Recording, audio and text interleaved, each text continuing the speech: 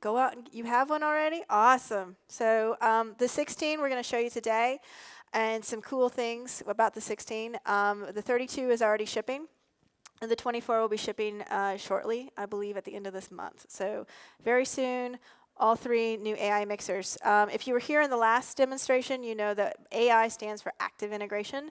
And in our world, anything that has the AI name means that it has a Linux processor under the hood. A real computer, which allows us to do some really cool networking control that we weren't able to do before.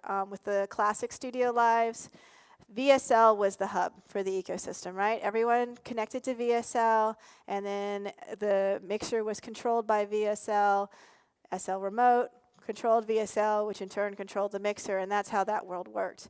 With the new AI system, the mixer is the center of the universe, as it should be, and everything circles around it. So that means you connect your mixer to a router, you connect all of your wireless devices to that router, and you're directly controlling the mixer. So if you don't want to use all the cool computer features, you don't want to go out and get a laptop, you just want to control it with your iPad, you can do that.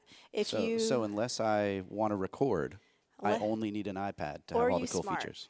Or smart. I have to have the laptop to use smart. Yes, because you need the FireWire connection for smart. The other cool thing is VSL is now a wireless device. So you can have your computer connected to the same wireless network, and you can walk around the venue with VSL if you want to load scenes and things that way instead of using an iPad. So it gives you some flexibility. So we're going to let him do this. Because we're using an actual computer under the hood, the networking is easy. You don't have to know an IP address. It has a self-assigning IP address just like your computer. You don't have to know gateway, subnet masks, and all sorts of IT terminology because, I don't know, are you an IT expert? Expert, no, but I mess around with it enough to know I hate it. I can't. It makes me want to cry. Configuring routers, I was on the phone with tech support for AT&T trying to get a wireless router in my house, and finally like, you know what, let's just send you a modem with a wireless router built in. So if you're annoying enough, they'll send you free stuff. So this is will you guys do that too? Yeah. So if I light up the forum, I'll end up getting a free mixer? You know us so well. So now to connect to, there's a network page in your system menu, which I'm on. I hope you can see it. I don't know if you can. It's really bright up here. If you can, you'll see that the network name is Ethernet. I'm connected Ethernet to this router. That's all I had to do. I'm done. Didn't have to do anything else for this to see it, to control it. It assigned itself an IP address, and that's it. So you bought a $50 router from Walmart, just plugged it in. Yep. I love that. Isn't that cool? And if I want to go wireless, all AI products ship with this little bad boy here. It's a little USB Wi-Fi LAN adapter.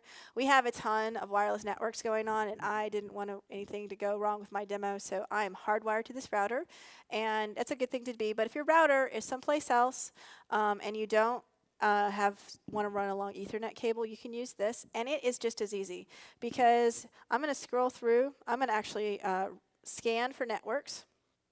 So it's scanning for networks. And, I have the Ethernet connected. Let me disconnect the Ethernet. So I'm going to disconnect from this for a second. You know what? It would help if I put the wireless adapter in. It's early. I was here at 7 o'clock this morning, and my son likes to wake up at 3:30 every morning. So I'm going to put in the wireless adapter just so you can see how this works.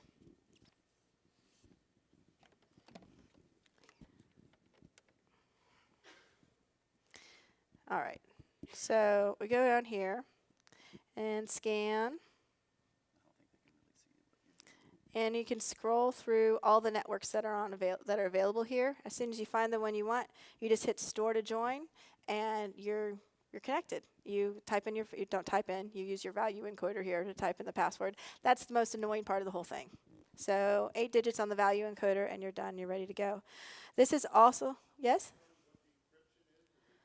WPA and WPA2, we don't support WEP. So if you have an Airport Extreme, which is a common one, you're going to have to configure it for WPA, which is fairly easy to do. It's just it doesn't come out the box that way. So this is also where we set permissions. We don't do it in VSL anymore. We do it from here. So I'm going to go ahead and connect my iPad up and launch SL Remote AI. AI people, you need to use SL Remote AI. Now I have my laptop connected to the network wirelessly. I also have it connected FireWire. So you're going to get two ways that you can control your mixer, either through the FireWire, through your computer, the old slow way, or directly. So you always want to use the direct way. And my screen's blank because I don't have any permissions. So I go over here and I give myself permissions for everything because I'm in charge. And now I'm ready to rock. I'm ready to control my mixer, and I can start muting channels, and mixer responds just like the first SL Remote. SL Remote AI is being completely rebuilt. All the apps have been completely rebuilt. They're now on the Studio One platform. So that's cool. That means we can do a lot of cool stuff. So do you use SL Remote? Oh, yeah. Yeah? Mm-hmm. It's cool? Yeah. I actually would rather use SL Remote than the console sometimes. It is easier. The last couple of shows I've done, I actually just put the mixer on the stage and just did front of house off the app. That's awesome. Yeah. So when you use SL Remote with or VSL with the 16 channel, let's tap on the fat channel here and go over to, can we see? Can you see that? When you go over to the EQ, you're going to see you have Q control. What? The 1642 doesn't have Q control. It has a fixed Q. Under the hood, it's the same fat channel as the 32 and the 24. So you have a fully parametric 4-band EQ when you connect VSL or SL Remote. That means you have a full functioning gate with a key filter, with attack, with release when you connect software. So if you need those extra controls, you still have them. You just need to connect an iPad. How cool is that? I think it's awesome. So the real difference between the 16, the 24, and the 32 is the number of faders and preamps? Pretty much. Love Faders, it. buses. That's it. So what about smart? Because the not the 1642, but the 162 did not have smart, correct? So that's right. This one does that. This so has full all smart. of the new mixers do. Yep. Love it. So you still have the smart wizards with the FireWire connection. I'm going to open up VSL here so you can kind of see the new look. Can we get the computer? There it is. So you can see it's been, it looks a lot more like Studio One. It shares the same code base. The mixers also share the same code base. So the first thing everyone does when they plug in the mixer is like, wow, this sounds a lot different. It sounds better. It sounds clearer. What do you all do? It's the same circuitry, same converters.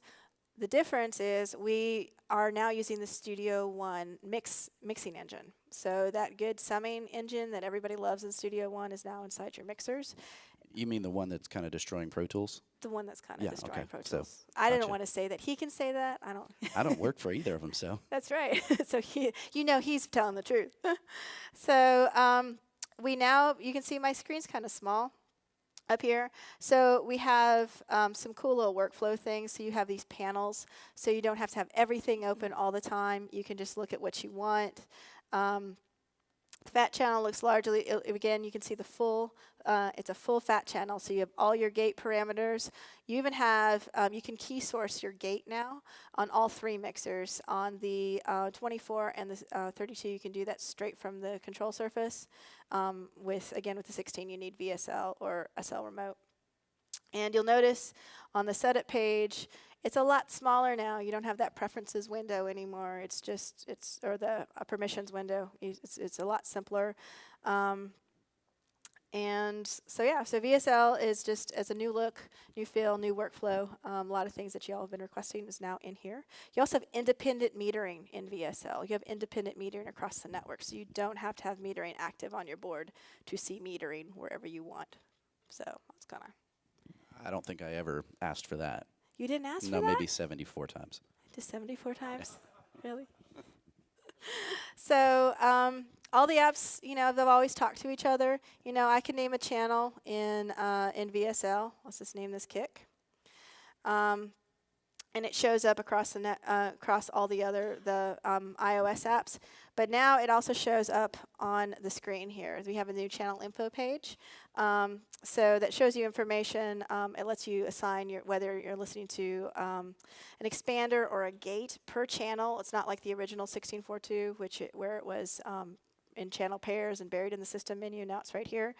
It tells you whether or not your side chain is on or off. And then you can also give it a custom name from here. If you really like the jog wheel, you can do it from VSL, you can do it from SL Remote.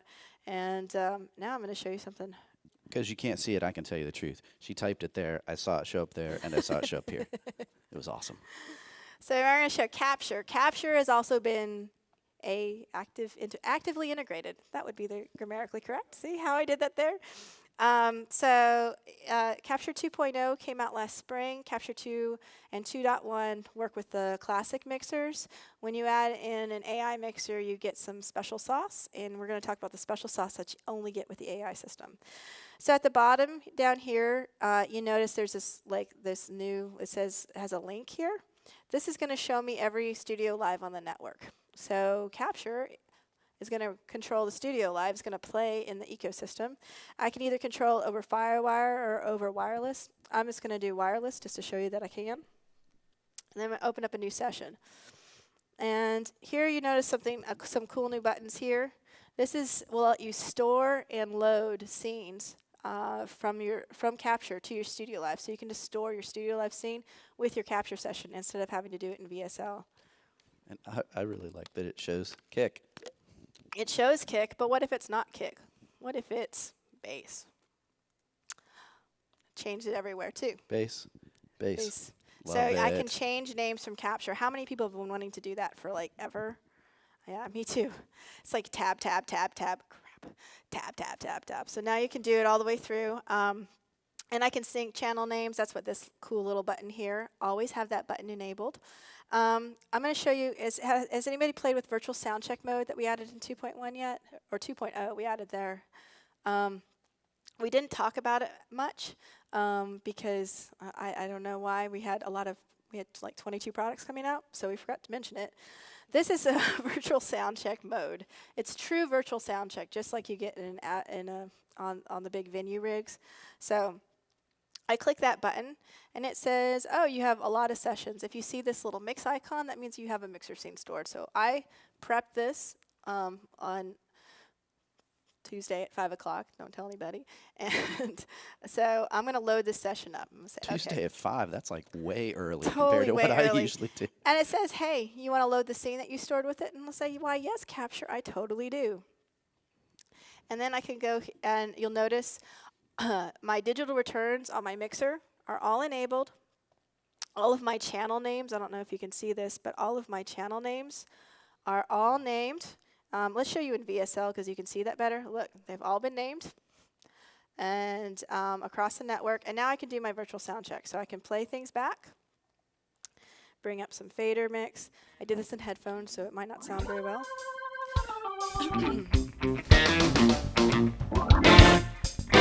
If you're in a drug cartel, you want to be the king of all the dope. If you're downtown in the Vatican, you might want to be the Pope. In a okay, my scene is awesome. I don't need to make changes. If I did, I can store it again. Excuse me, I got a tickle. And when I'm done, I turn off virtual soundcheck mode. I really apologize. Now all of my record enabled, and I'm ready to rock, and I'm going to have to cough, so excuse me. This is me stalling while Wesley talks. I don't really have anything to say right now, so if you were a little child and a baby and didn't understand English, you would think I'm telling you a nice feature about the console at this moment. Thank you for doing that. That was awesome. Sorry about that. Woo. Allergies in Louisiana. Awesome. So now all of my track names are loaded across the entire network. I'm ready to record. My board is set and ready for the show. And I've just clicked the button twice. So that's kind of cool, right? And so when I'm done with my capture session, I recorded the show. I've saved it. Now I want to go mix it in Studio One. So I'm going to open up Studio One here. Do you use Virtual Soundcheck? I haven't actually yet, no. Maybe not. Not yet. Are you going to use it tonight with Yes. royalties? Yes. Well, we'll have to record them first and then use it, so we'd have to tell them to go away. I'm sure Matt Hey guys, Krill come. has some scenes Seriously, saved. no, that'd be great. We could say, come to Soundcheck. Now go away, and we'll actually do Soundcheck. Just get Matt to Yeah, give you some scenes. So, That's yeah. true. All right, so I'm going to open up that capture session.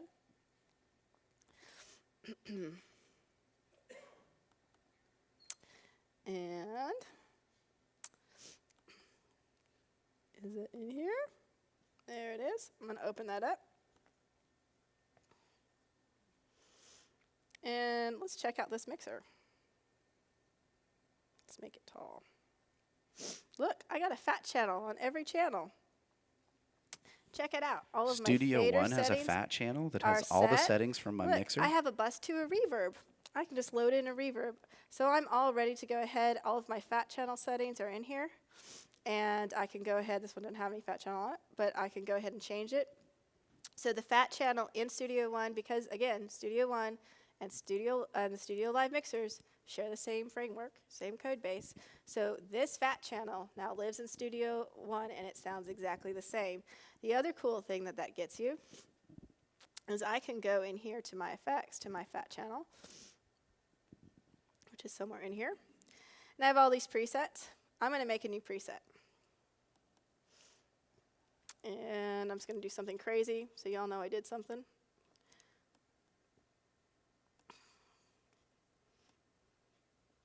And don't try this at home because it will sound bad. I'm breaking all your rules. No, it looks fine. It looks like some mountains. I enjoy mountains. All right, so now I'm going to go here, and I'm going to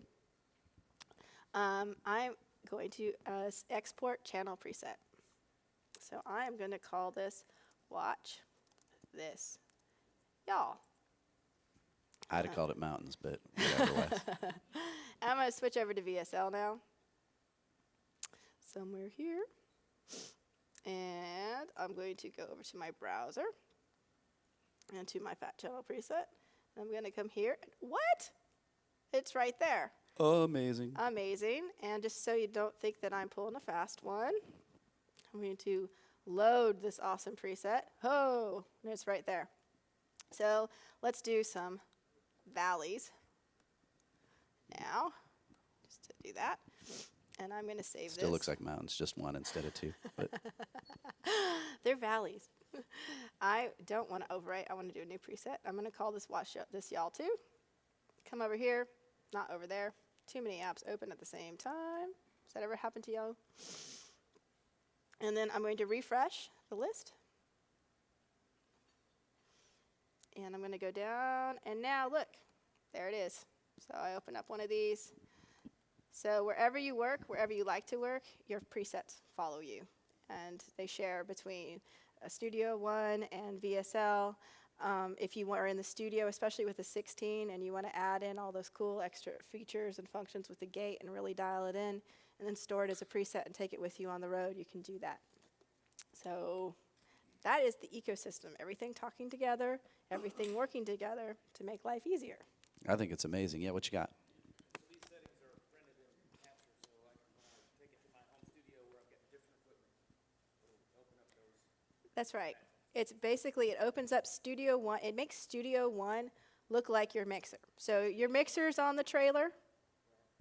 Yeah. Even if I don't print them to the recorded track, It, They're just there. it's automatically synchronized, So yeah. that's the benefit. You don't have to print them. Then you get some options because sometimes you do things in a live environment that you would never do in a studio. And this, instead of having to print your 2-track from your mains, which again, there's things you're doing for these speakers that you wouldn't do in a mix. Like maybe you're not bumping up the drums as much as you would in the mix because the drummer plays so loud. So now you export your live mix. You can make those level compensations that you want and bounce the track in Studio One. So Here's the practical side I see that's really great for me because I've taken it out and tracked it, and then the band wants the tape at the end of the night, but it's like, I missed the guitar solo and it sounded bad. So I've loaded it in Capture and then stayed up all night to fix it for them so they didn't know that I didn't hit the guitar solo at the beginning of the show. But now everything I had in there, all of my EQs and stuff are in there in Capture. I don't even need to grab it, where before I had to literally start over and it wasn't even close to the same mix. So it would make my job like It's a 30 huge time seconds to saver. go in and make that one adjustment, or, you know, everything's there. So And for those of you who are using Nimbit, Nimbit is now built into Studio One. So you open your capture session.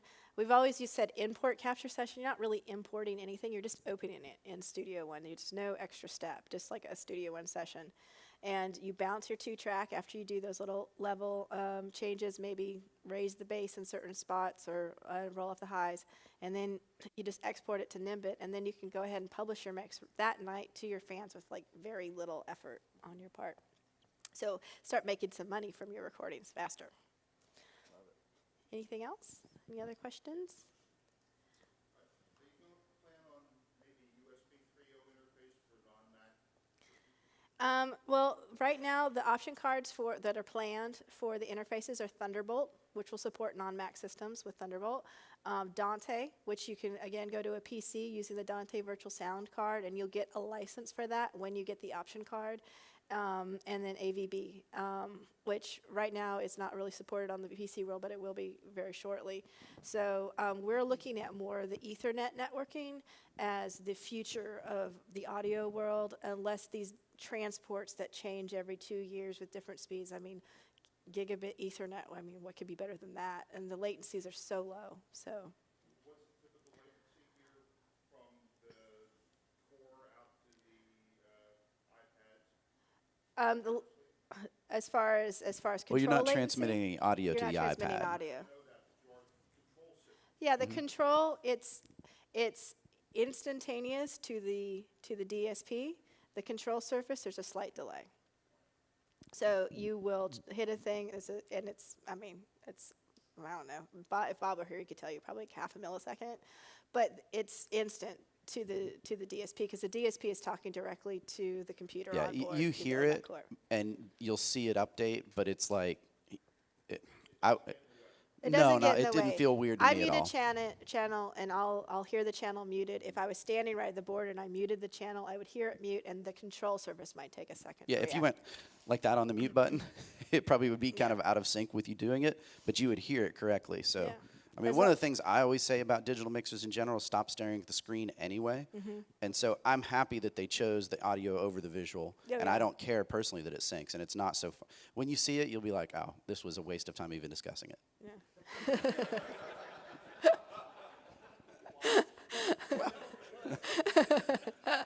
We spent more time talking about it than the latency involved. Yes, sir. When you had your computer there to record on Sceptre, does that have to connect to the board by firewire? Yes, it does. There's only 2 times where your computer has to be connected to the mixer. That's if you want to record and capture, and that's if you want to use the smart functions, which I did forget to mention. We do have the smart spectrograph and RTA on the FAT channel now. Every channel, Every inputs, channel, inputs. inputs and outputs, anything that has a FAT channel. So you don't have to look at the graphic EQ just for the bus to figure out why your kick drum sounds woofy. It is available now. So you can get that right now. Yes, sir. No, I mean, that is the only bummer in all this good news. The bad news is that the old mixers, the DSP we're using is a traditional architected DSP. This is an actual Linux-based computer, and so it's capable of so much more than those other the older classic mixers could possibly do. There's no onboard networking in that DSP chip because it's not a computer, so all these functions are just for the new AI line. The Linux kernel is what, on a flash system, or what's the storage? It's a chip. It's a chip. I don't know the storage mechanism, to be honest with you, but it's an OMAP. There's no hard Chip. drive, There's if no that's hard what you're drive. asking. Yeah, No no, moving sorry. parts, no Yeah. spinning parts. There's a spinning part. It does have a fan, but that's it. Yes, sir. Yes, sir.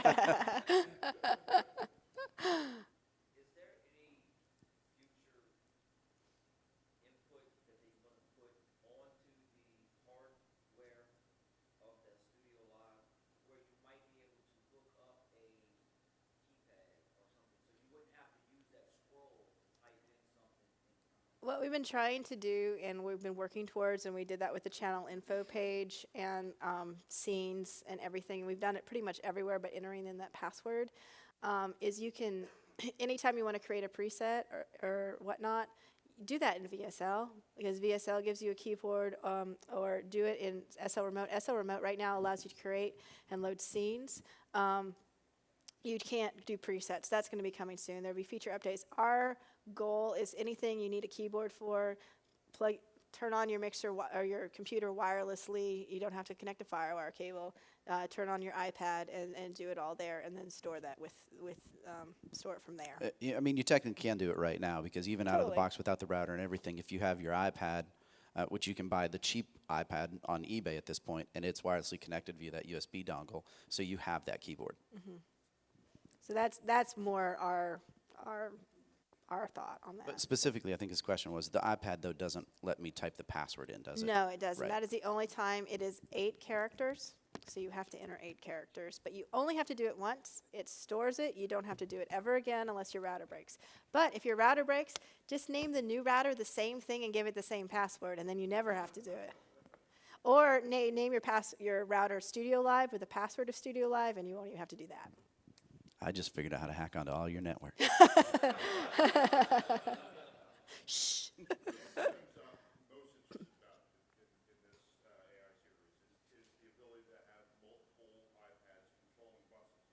Mm-hmm. Can you go through the assignment of those iPads? Sure. It's just like how it works with the classic mixers. Just instead of in VSL, you're doing it from the system menu. So there's a page in the system menu, which I don't know that you can see, but it's called iOS Device Setup. And you scroll through your devices, just like you do your channel strip presets or your effects presets. And when you find the one you want to do, you have the choice to give it front of house permissions, where it has full access to the mixer. It's just like you're standing here. All auxes, so that'd be like for your monitor engineer, but you're giving them just all auxes so that you aren't fighting over faders, or an individual aux. And then you can, if it's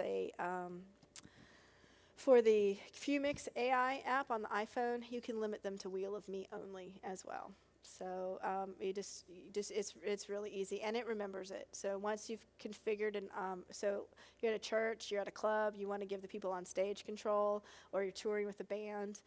Once I configure my iPad as front of house, that iPad's always going to be front of house until I change it. Once I configure his iPad for monitors, it's always going to be monitors until I change it. And it shows on the console the name of the iPad? Yes, the name that you get it. So my console shows up as Wesley's iPad.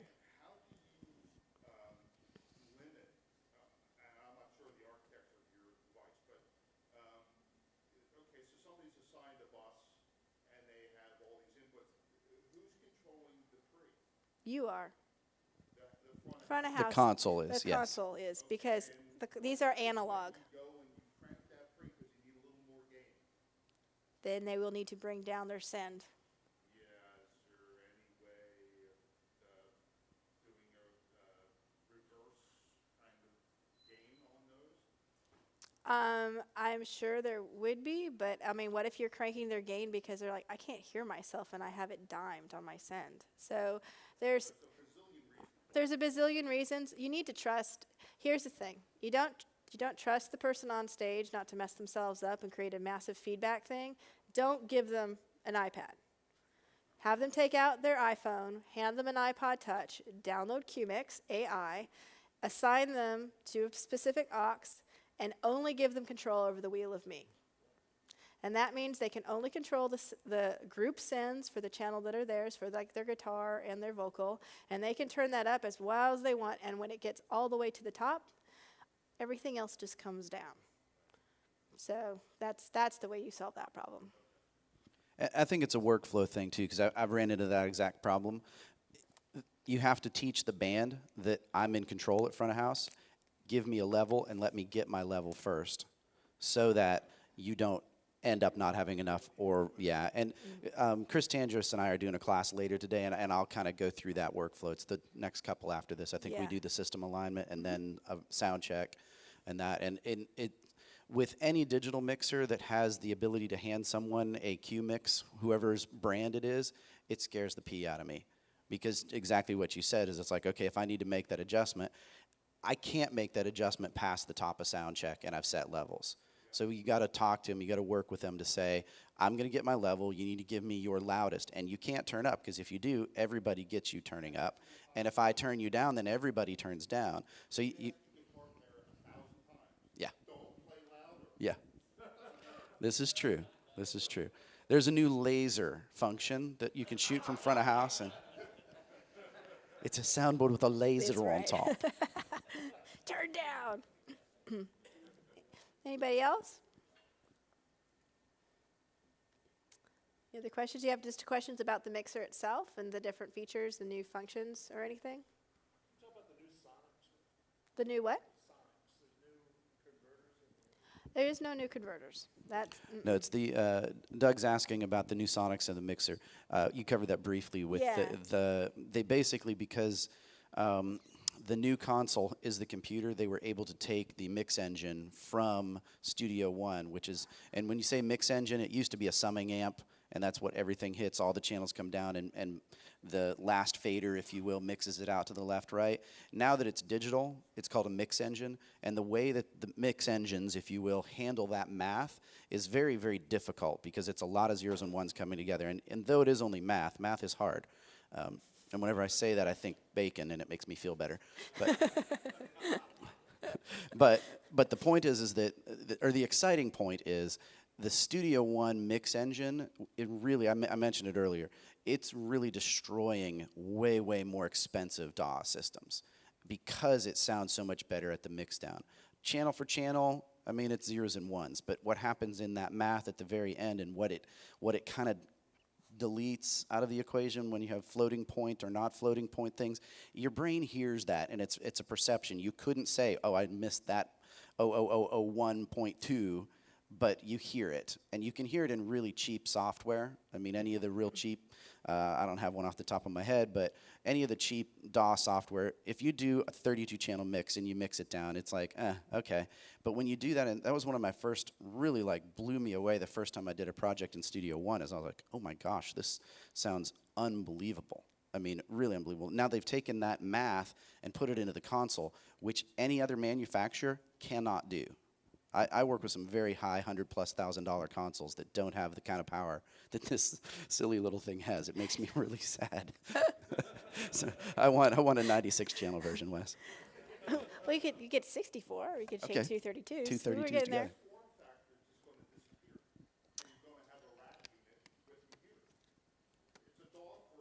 there. That's a neat idea. That's a great idea. I'm going to write that down. Yeah. Well, that's the cool thing about this new platform, the AI platform, that chip. It's so portable. I mean, we have it in speakers, we have it in mixers, and it gives us so much cool stuff that we can do with the stuff we have. So we can change the form factor, and all of a sudden, you can do it. The sky's the limit. So that's why we're really excited about it. A lot of people get mad that the faders don't move on this.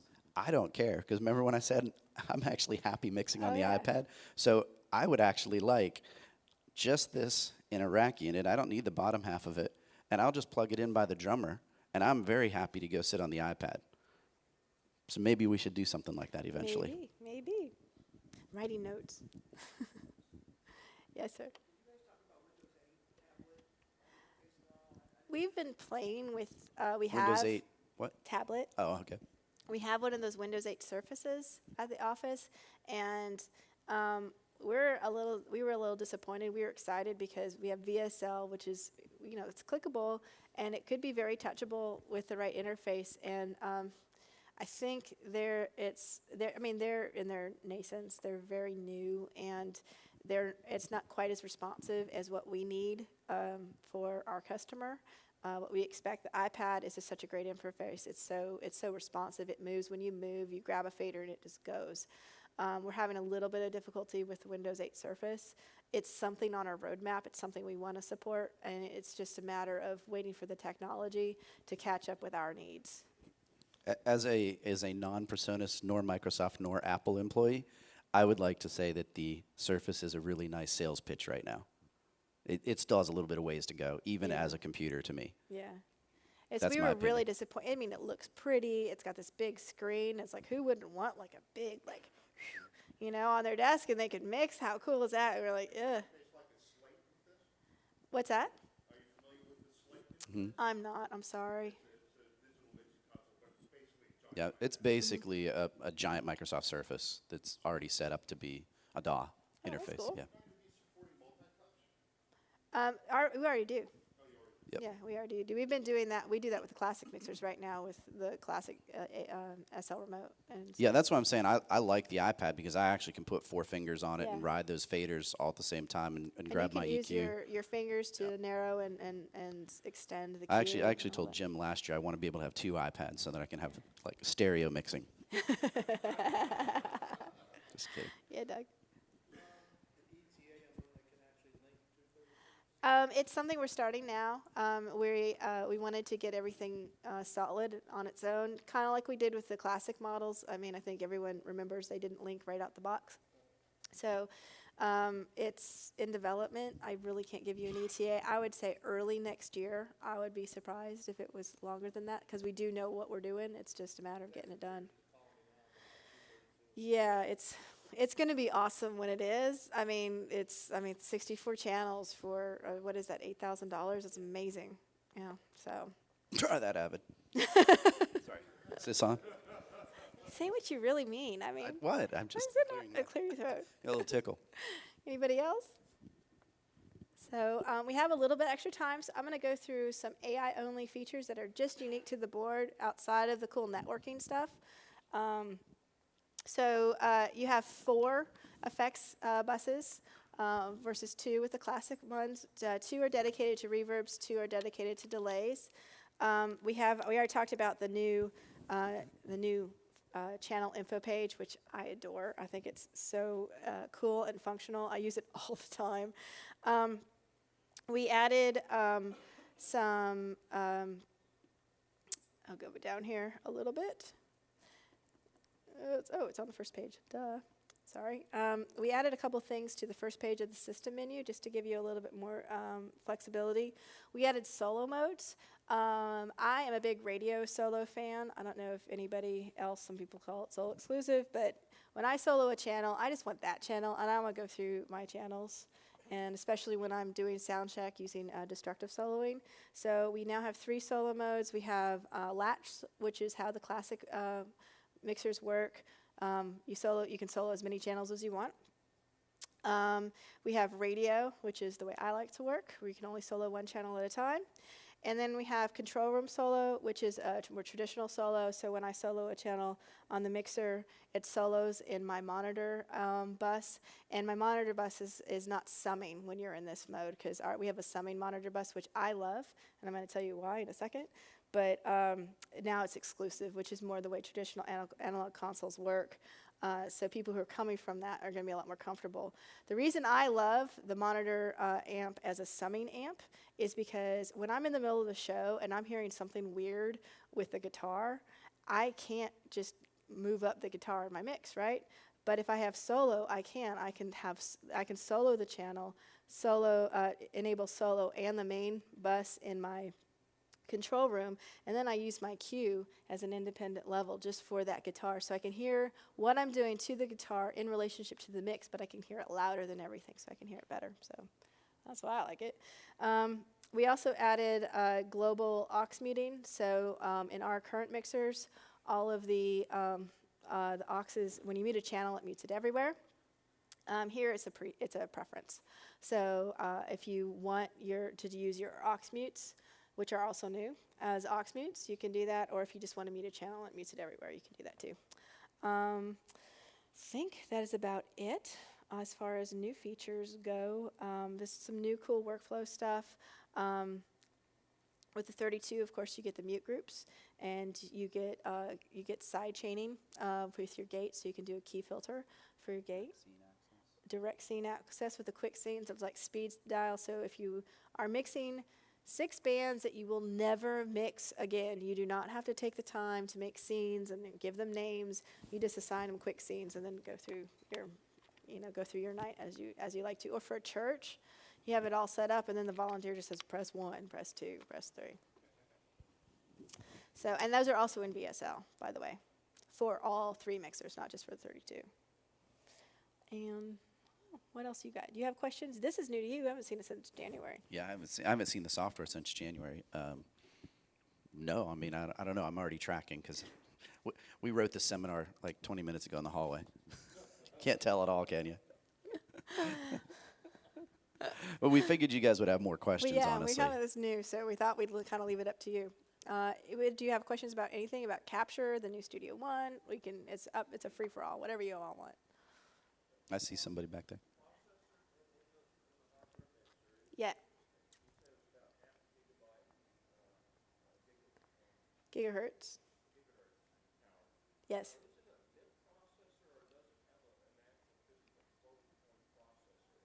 It's a floating point.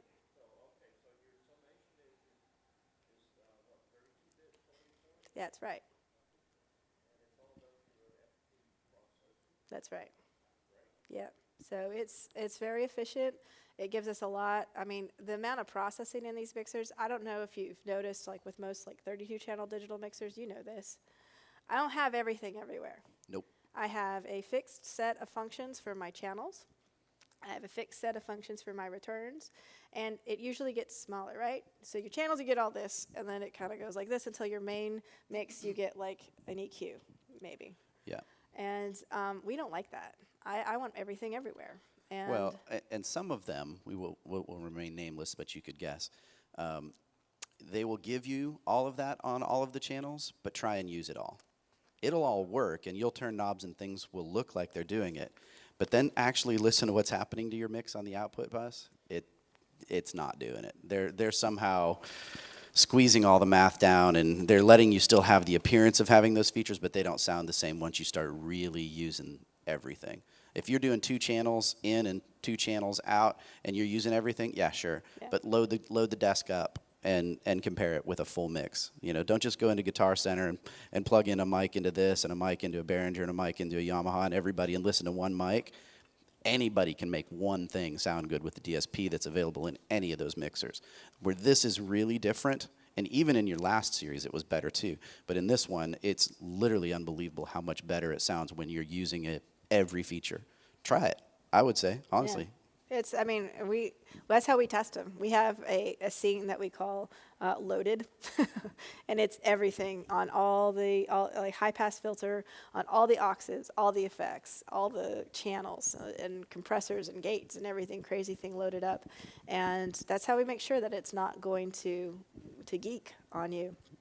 High pass filter, unbeknownst to me, our DSP guru at PreSonus Software in Germany was like, why do we only have a 6 dB slope on the high pass filter? And we thought we'd run out of processing filter power, and somehow he found more processing power in here. So now we have a 12 dB per octave slope on the high pass filter. It's not switchable, it's just steeper. So I think Yes, most it's people finally here- useful. It's finally useful. It's not a general high pass filter. It's actually No, it worked second order, fine. so- I just had to roll it up to 5K to Yeah, hear exactly. it.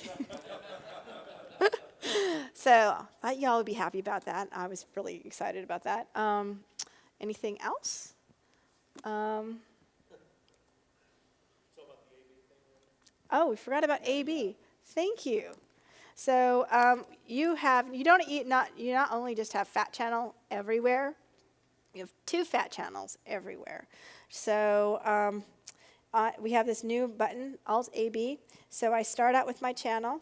I enable that Alt AB button. Everything stays the same. You give a starting point. So I can go ahead and make a new fat channel. And then I can switch between the 2. So this is great if you're like me and I like to tweak things. And when I'm done tweaking them, I always wonder, does that really sound better than where I came from? Now I can make sure that it actually sounded better from where I came from. The other cool thing is if you have a guitar player that plays a Les Paul and then switches mid-show to a hollow body or to a Fender that sounds drastically different, and then you're scrambling. Or as drastic as an electric to an acoustic, and it's coming Yeah. down the same, a guy running a pod, for instance. I EQ those drastically different. Absolutely. So, yeah. Or brushes and stick on a Exactly. snare drum, yeah. Good So point. instead of having to burn extra channels or, scramble to load presets or whatever, just go ahead and dial them in Soundcheck. And then when he comes up with his, his Fender, just switch it and you're ready to go. And then when he goes back to the Les Paul, you're back to the other one. Absolutely. Absolutely. You also get two graphic EQ comparisons. So you're using the Smart Wizard, and you have a graphic EQ setting or whatever that using the spectrograph. You're doing some acoustic, some little aesthetic things with your graphic EQ, saying, I want a little more bass, I want a little of that. You want to go see if you can go further. You can stop there, hit A, B, and say, I want even more bass. Let's see what that sounds like without having to, undo your work. It's not yet, but it will be soon. That's on the future roadmap. All right, so I got to have my console at front of Yeah. house now. What's that? I have to have my console back at front of house now. Sorry. Anything else? When you initially switch to the B, does it start with what you just did in A? Yes. No, it starts from where you came from. I mean, that's the idea is even if you're doing something as drastic as like an electric to an acoustic, you have a jumping off point for the way that guy plays. So. Are the effects on A and B as well? The effects are not A-B-able. It's just anything fat channel. So the fat channel dynamics. So it's the entire channel strip. But Yeah, for it's your more effect- channel strip it's based channel than strip yeah. based, yeah. So anything that you adjust from the channel strip, basically, you can have an A/B, and we're actually thinking about doing A/B aux mixes. Oh, that's crazy. Isn't that crazy? So you can have a different aux mix for when they're doing their little, thing in When front we of when we do acoustic that thing. on QMix, Yeah. could it please turn to negative colors or something so that because a musician is not going to look in Yeah. the corner and see A or B, Right. and then they're going to be mad at us for some reason. Well, that's typical anyway. The idea is but- you got the guys doing their little, like Tesla. Let's take, we all know that Tesla video, for at least I do because I'm old, but when they're out in front of stage, doing their little two guys with an acoustic, and then they switch back to Tesla. It's like, you're just, poor monitor engineers scrambling to get everything dialed in, and they A/B it. There you go. I think it makes a perfect suck button for when they push. There you go. Oh, yeah. If you didn't hear, I'm going to repeat that. It makes a perfect suck button. So, yes, take it and then go over to the other side and make it AM radio. And then when, And they're like, what's wrong with my ears? Oh, I fixed it. or if when they the were- lead singer's cracking a joke about the sound guy, you can make him, Mickey Mouse AM radio sounding. And until he stops telling the joke, leave the button on. Right? And then we need to disable that from the iPad so he can't turn that Absolutely. off. Right? Yeah. Or when they're giving you a really hard time, you just have on the beat, just have the worst monitor mix. They're giving you a hard time, and they're like, oh, let me fix it for you. Psh. They're like, oh, you're a genius. Now, that's actually useful because I have a drummer who can't play in time to save his life. So if I just delayed everybody but him, maybe it'd work fine.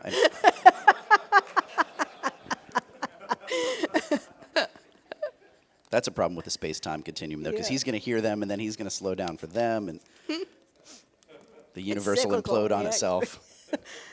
And everybody starts going, And that's why we're not enabling that feature, ladies and gentlemen. It would...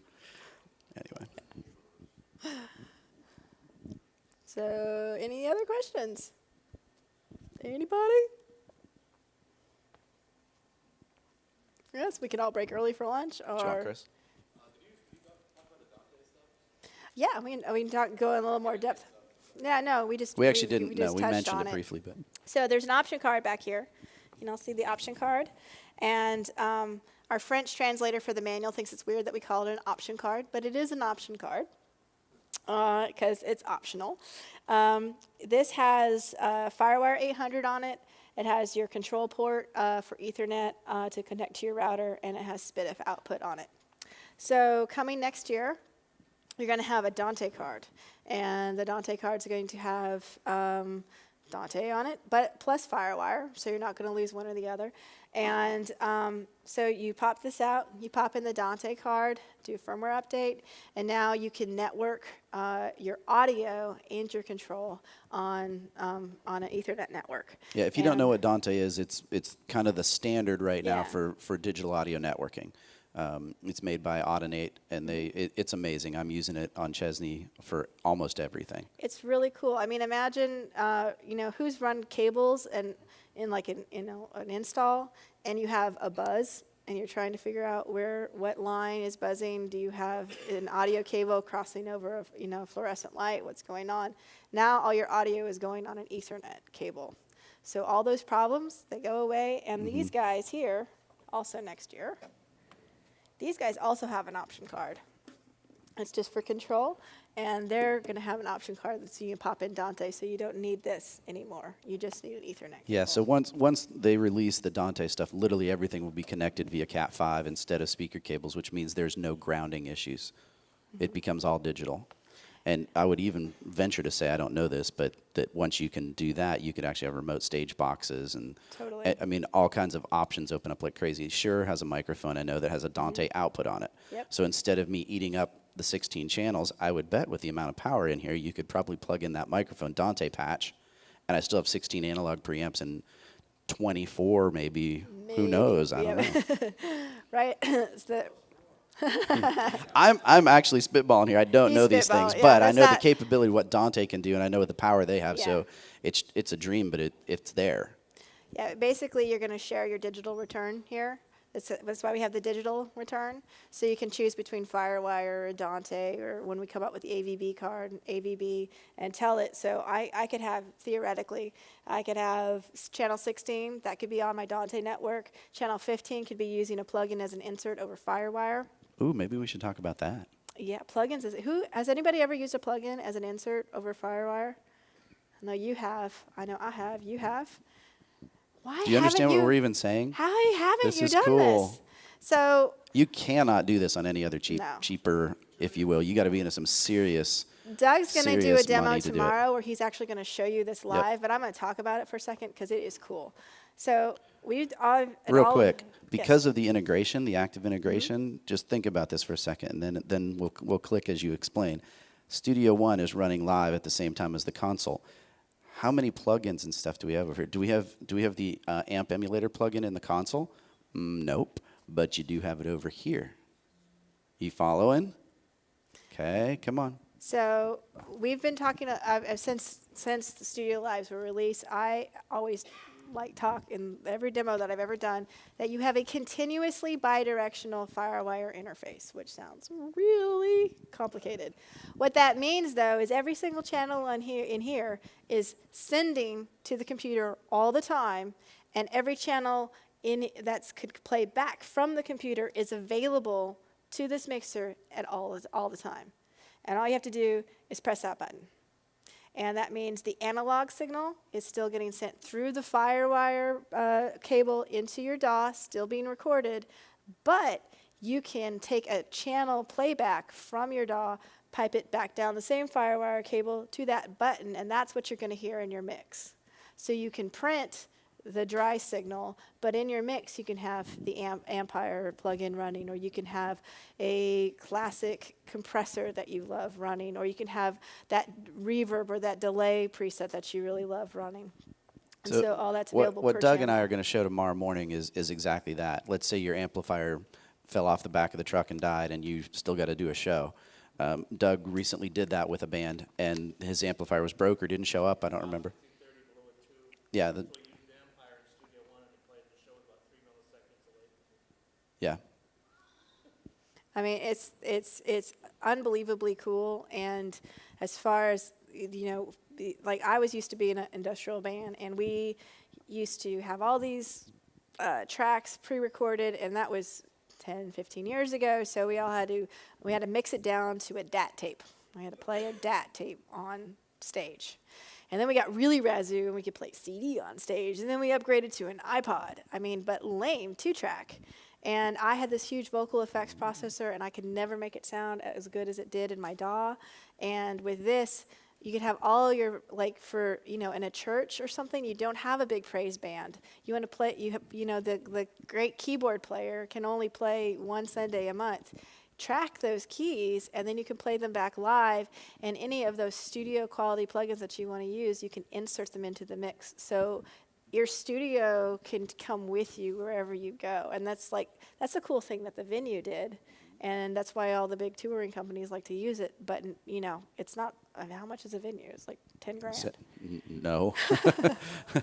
the cheapest Avid console you can get right now is the S3L. It's That's the new right. one, and it's still $23,000. What's a little, that's a, You have S3L, you have the That's SC48, right. then you have Profile. so Yep. you have to have a full Pro Tools rig. Pro Tools Oh, yeah. rig is And you like, need a it's 10 $10,000 Pro grand Tools with it. just to play. Just to play. Some of the competition to this board will allow you to do plugins. Mhm. Get the type of whole block of 3 That's right. inputs. These are non-contiguous. Right, you, On any channel, any totally. Right, you I don't mean, have to, and that's a really good point, that's Doug. a You great don't have to point. put the whole console into virtual soundcheck mode or studio rack Right. mode or a block of channels. Like some of the consoles, you have to take 8 of them. So you actually have an 8-channel board and 8 cool effects processors. Well, I need 12 preamps. Oh, you can't do that. Yep. Right, That's exactly. exactly it. You're basically using your Studio One as a plug-in Right. rack, a virtual rack in your studio, and bussing it back into the console. And you can continue to track the show. It's not either one. It's a lot of the other digital mixers with these kind of features in this price class. You have to choose. Either you're playing back or you're recording. You cannot do both at the same time. And when you do, you're not interrupting the drive signal that you're actually No, getting over your daughter. Correct. not at all. Capture's still dry. capturing dry, and think about why it's doing that. Because when we come back, because of all the integration, and then you take the show at the end of the night, you want Capture to have the dry track, so if you're working on your tracks, or you want to come back to virtual soundcheck tomorrow, you want to be putting the dry track back in so that the plug-in is correct. even though you're going through the DAW, it's still going to capture. Correct. That's Yep. right. Yep. Is that available with Classic Mixer as well? Yeah, absolutely. I mean, the only difference between the this particular feature with the classic mixers versus the AI is that the classic mixers can't capture the fat channel preset that was used during the gig, right? So when I load up my capture session that was recorded with a classic mixer in Studio One, it's not going to have the mix bus and everything set with the fat channel, but there is a fat channel preset in Studio One. So you could replicate it. You can go ahead and load it up and dial in your settings, and then to save presets, there's just a little more work involved because we can't get them to talk together. Basically, the classic consoles do not synchronize all the information. Yeah, They still can do the audio that we were just talking about as far as plug-in processing and things like that. absolutely. And then if you want to use your fat channel in a mix, you can totally do that. We tried to bring the classic mixers as far along into the new world as we possibly can, because there's tens of thousands of users, and we love those mixers, and they're great mixers. And so even with all this new, functionality, they're still a great mixer. So it's just there's a stopping point where we can't go any further. Anybody else? You, yes. I'm sorry. I'm completely blinded by these lights. So, Is the Dante wireless card that you're going to be releasing, is that going to work with classic mixers? no, and it's not wireless. Dante is a wired networking protocol. Yeah, it's wired. But no, it's not going to work with the classic mixers. Classic mixers, if you have one, it doesn't have an option card slot. So unless you want to get a hacksaw and pay for one of our electrical engineers to fly out to your house and solder everything, it's It not might gonna, be cheaper to buy the new mixer. It's probably cheaper just to buy a new mixer. So those won't work, but we're working on a way for the older mixers to play in the new system. So that'll be coming next year, hopefully. Anything else? Any feature requests? I'm product manager. You got ideas? You got one? Are you going to be able to load 3 reverbs at some point rather than being fixed? I'm sorry, lead what? Are you going to be able to load 3 reverbs in the effects engine at some point rather than being fixed to Fixed it, yeah. I don't know. With the 32, 32 has a lot of processing on it. It's kind of that dependent. It might be available in the 16 or in the 24. I would say Right it's now. probably capable of it. Whether they're going to release the feature is. It's yeah. Yeah. So it's right now we kind of like it like that. So, but if we get a lot of feature requests, you know how we work.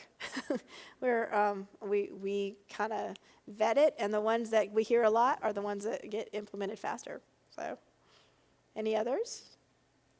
Yes, sir. I throw it out there and it gets mentioned all the time and it's all over the forums, but I've been able to get rid of almost every piece of outboard gear except my crossover.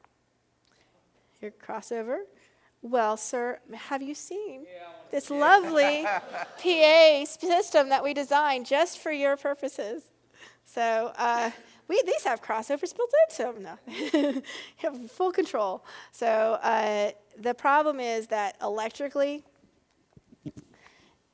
these output here, and these output here are all.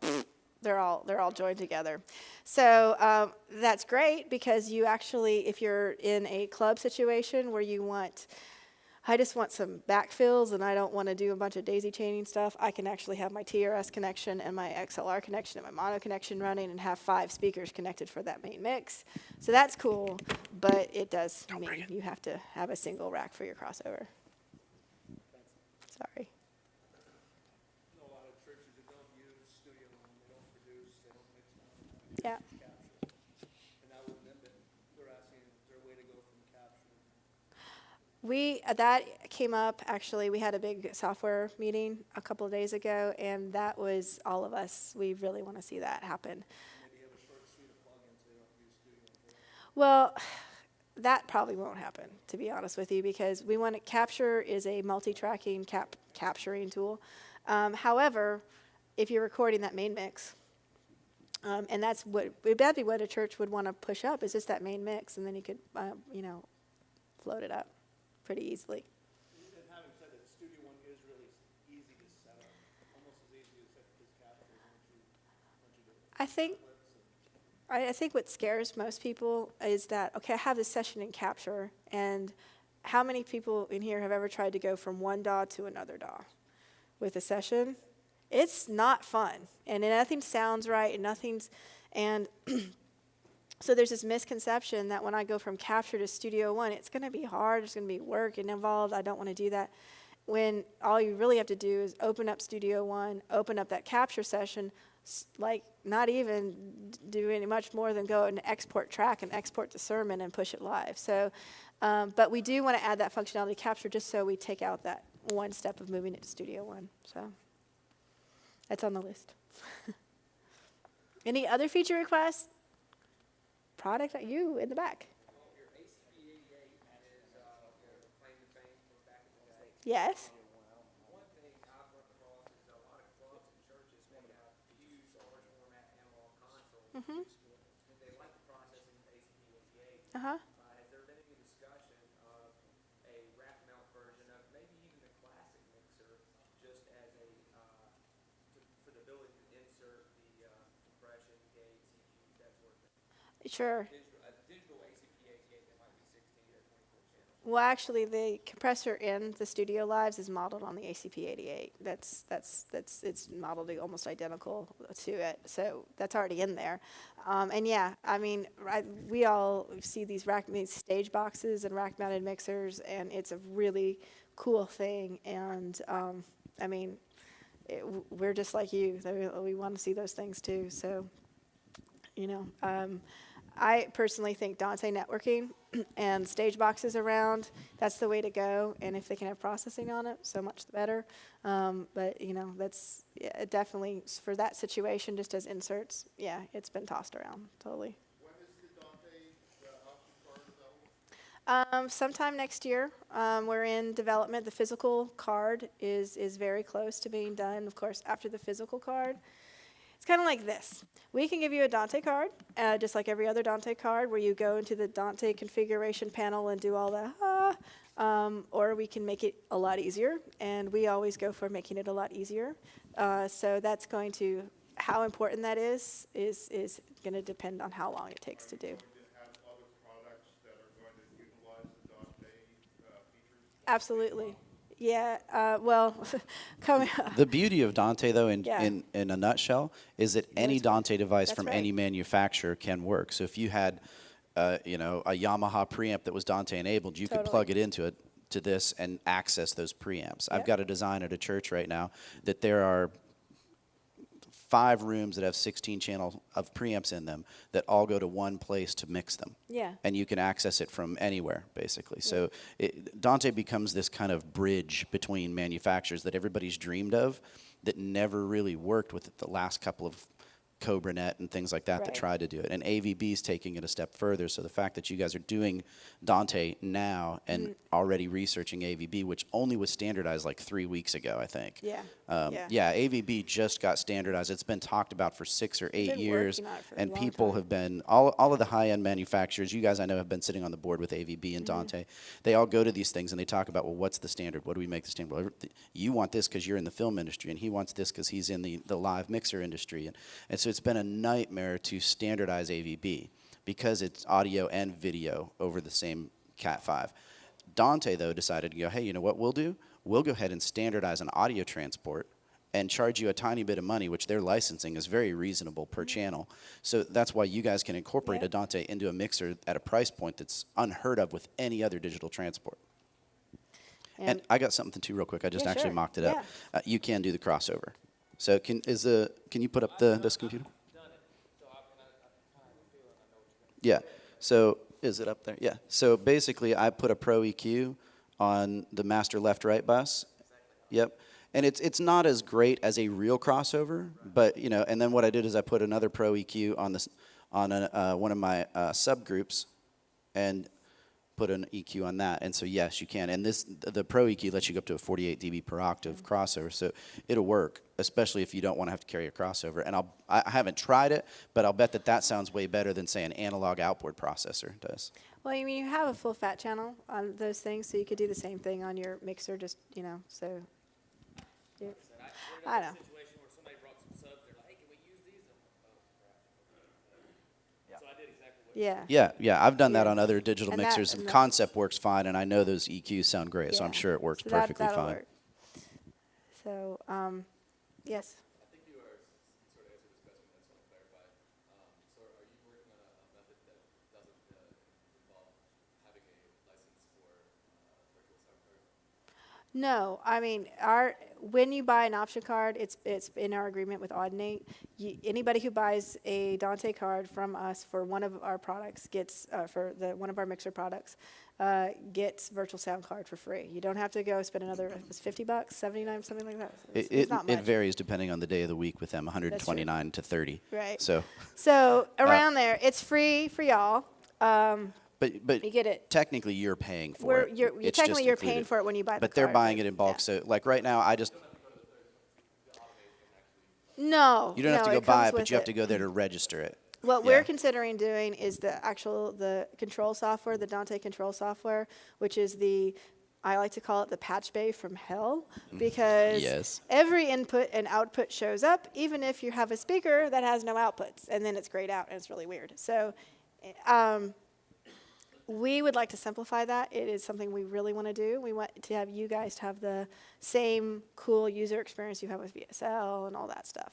How long that will take because we have not dug into their API is another thing. So know that we know your pain if indeed we do ship the option card and you have to use their router. It won't be for long. So yeah, we like people in our world to be happy. We've used the word virtual sound card a few times today, and some people probably don't know what that is. Virtual sound card is a piece of software you run on your laptop. Let's say we weren't using VSL or anything like that, and I just showed up with say this is my laptop, and I just wanted to play iTunes off of it. If I have a virtual sound card license on this, it allows it to have Dante output. That's right. Which then lets any device that can run a virtual sound card license have outputs. So like if they don't have it for iPhone, but if this iPhone had a virtual sound card and I enabled it, I'd have 2 outputs on this that when you showed up in the network and you looked for where is it, it would say John's iPhone left, right. And that's why it gets really confusing. And Right.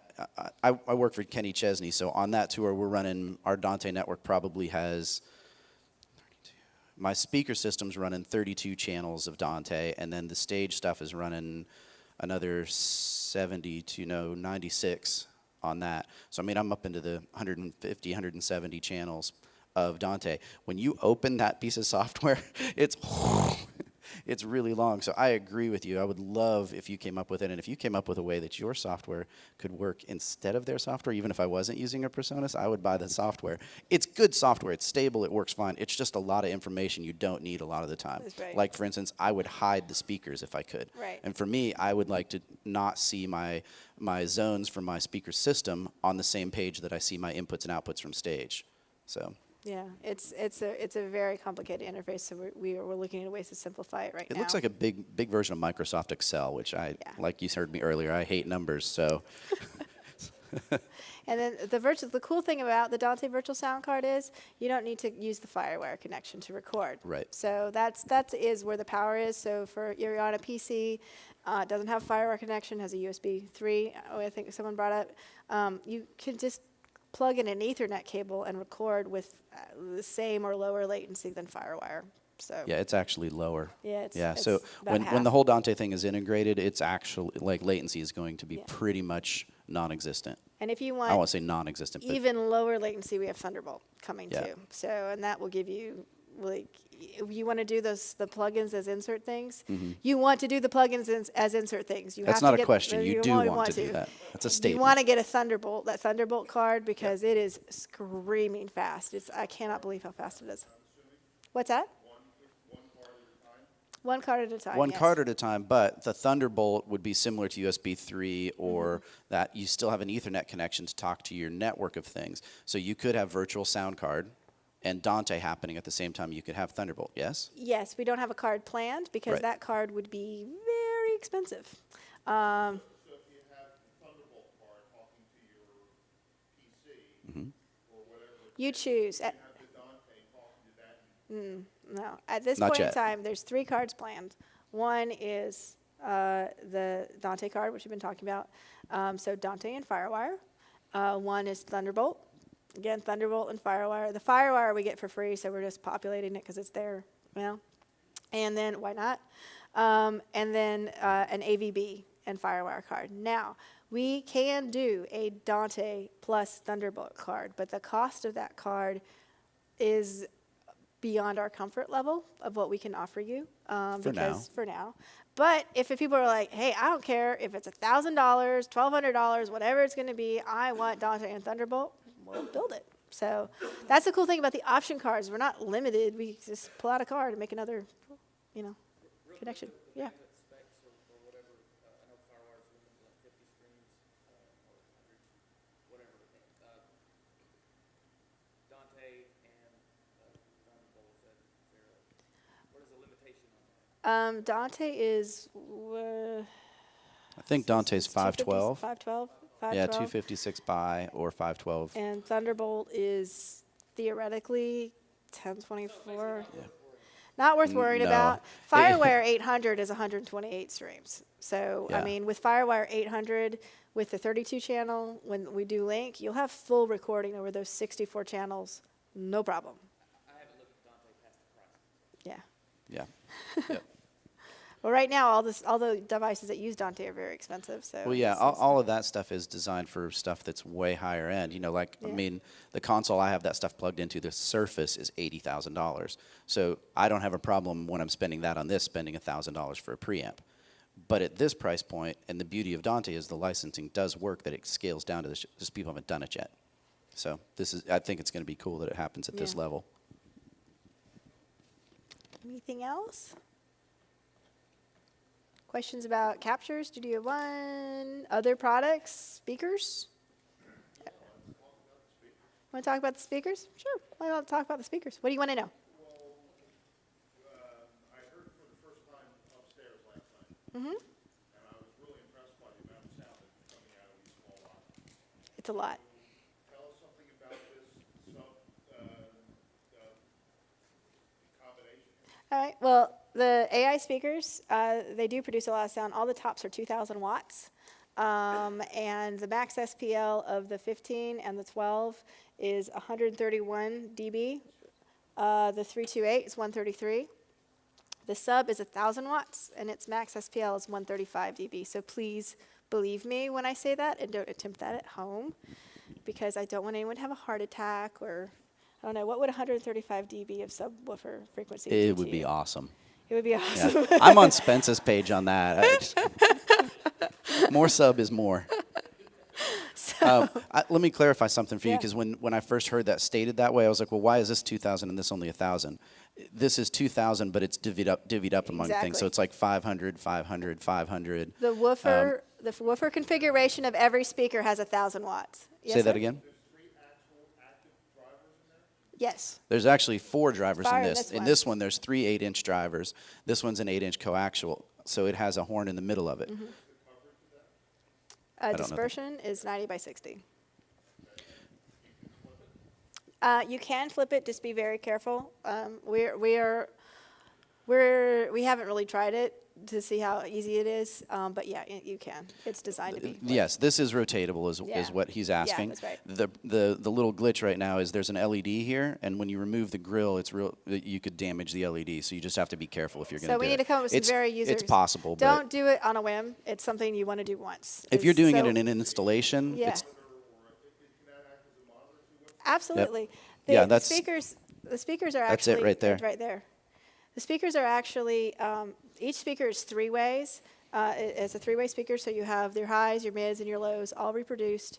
The 12 and the 15 have 500 watt for the high and the mid, so 500 watt high, 500 watt mids, and then a bridged to 500 watts bridged for the woofer. That's what's in here. So they all use the same amp configuration. It's just that that one doesn't have any highs. This one, the 328, is quad amped. Every single driver in there gets its own 500 watt amplifier. I don't know off the top of my head. I apologize. It is. They're very powerful. They're very efficient. I like. They are 500 watt amps in here. The drivers themselves would shred if you've actually pumped full 500 watts in there. So we have limiters and things like that. But the idea is your amps aren't getting driven, as hard as they can. So you have lots of headroom. So they're very musical. They sound very good.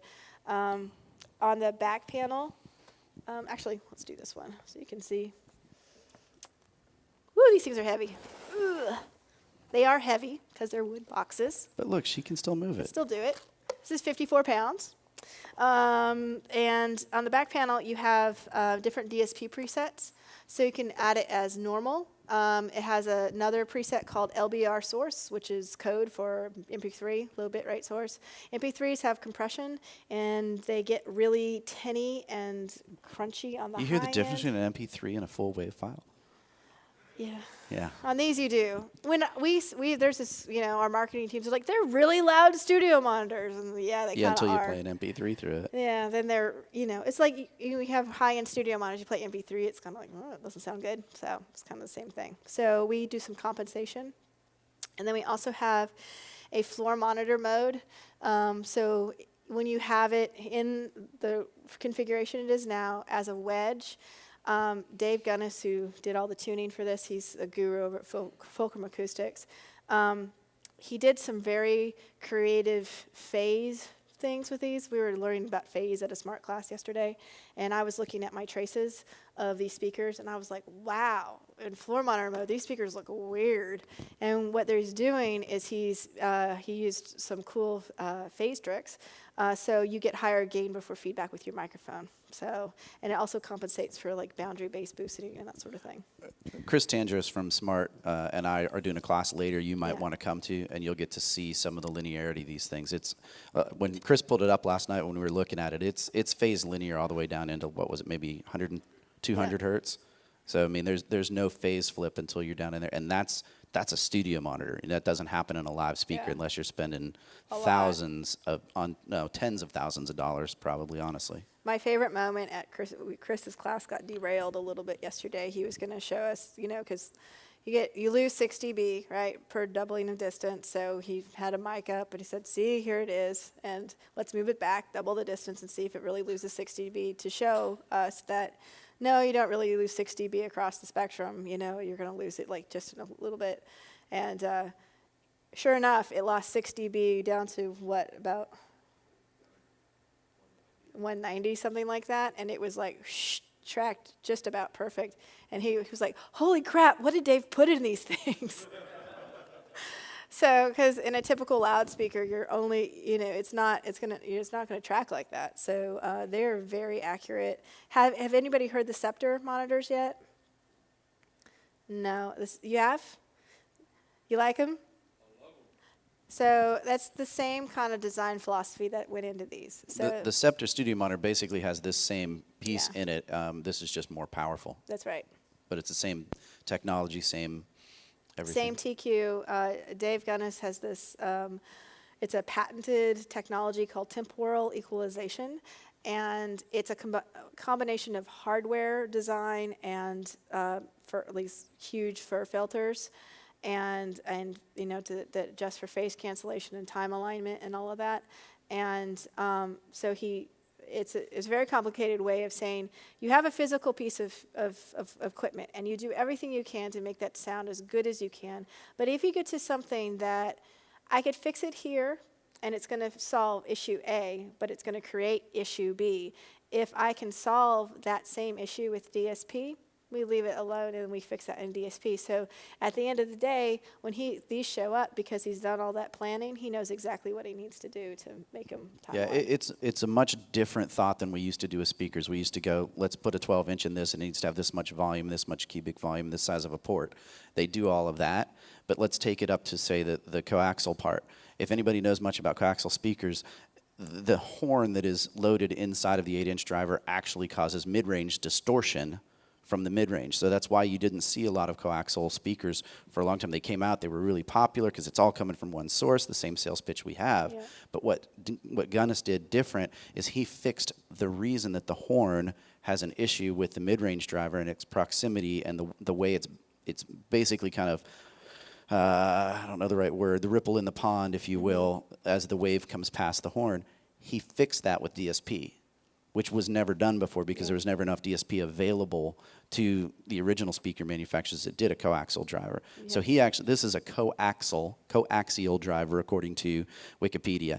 According to Dave Gunnis, it's a coaxial because it's actually a very different beast at the end of the day. Yeah, essentially he's delaying the backplane. He's delaying the high frequencies so that the mids and the highs arrive at your ear at the same time. So it's gentle. You can get really loud and it's not going to hurt because you're not hearing one frequency range louder than any other, and it's numbing your ears. And no distortion. Expanding on that for the nerds in the room, it's not just delaying the sound, because you could do that before with a DSP processor. What it's doing is it's doing that at every frequency in phase, and that's where it gets into crazy, crazy math. So it's not just saying I have moved this driver to make the acoustic center the same as the other acoustic driver. We've been doing that since the 70s, but he's doing it at every frequency and checking phase at every frequency as well. So if that didn't make your brain hurt, then there'll be a class on that next year. And if you want to listen to him tomorrow at 3:30, you can go up to the conference room, which is kind of it's like a little bit of a scavenger hunt to find it. But they're going to be getting crazy in there, letting you listen to your own tracks and that Chris, sort of did you already do the demo? You were going to show how some of that stuff that you were showing me last night. We walked over here. It was late last night. You said, hey, I'm going to show them this. We joked about the cardioid sub thing. Is that something that's happening later this week or no? Yeah, so check for Chris doing some classes over here later. He may be able to show you some of that. Yeah. You know what? We could probably try it. I'll bet we'll get to time to do that in our thing this afternoon. Yeah. Okay, I think we're going to take your question last, and I think we're supposed to stop at 11:30. Is that right? Yes. Yeah, so we're over time somehow. All right. All right? Yeah, sure. Go for it. Absolutely. You have 12 M10 fly points, 1, 2, 3 on top, 1, 2, 3 on the bottom, 2 on each side that doesn't have an amp on it because that would be crazy. And you need 2 plus a pullback. So you need 3 points to fly them. But yeah, we do have a kit, M10 kit for it. And they have all the accessories. So there's a cover, there's a dolly for the subwoofer, which you need because it's 94 pounds. And You do. there's, yes. Don't ask me to lift it. I'll probably fail. And there's a sub pole too. So, and the sub pole is threaded, and the 328 and the 12, we have it in different configuration. The normal have a tilt, a 10-degree tilt. So if you're in a situation where you want to angle them down, you can do that without flying them. So thank you all. What's that? Not in the chain one to the other arrayable. They can't do that. What you can do, which we did yesterday, is you can put them side by side and time align them. If you have a smart rig and some delay processor, you can do that. But they're not like arrayable in the classic You wouldn't sense. need a delay processor. It's built in, Wesley. That's true. It is built in. What did I forget? Thank you. Product manager, whatever. No, these are actually going to, soon after they ship, you're going to have a piece of software that unlocks, these have a full processor, a full system processor built into each one because they have the same, they're called AI because they have the same computers these mixers have in them. And all these, and it's just doing the tuning right now. So it's like, please give me something to do. So we're giving it you all an 8-band parametric EQ per speaker, the ability to group, mute, solo, have level control. When you group speakers, you get a 31-band parametric EQ. You have delay per speaker, so you can go in there and set your delay. The only thing extra you would need would be a smart rig to see like what the delay setting you would need to do. But all that's going to be built into it, and it's remote controllable via iPad or computer. So It's all in there. I've seen it. what's that? What? What? Nothing. What? Who? All right. Cool. Go Anything eat. else? Thanks.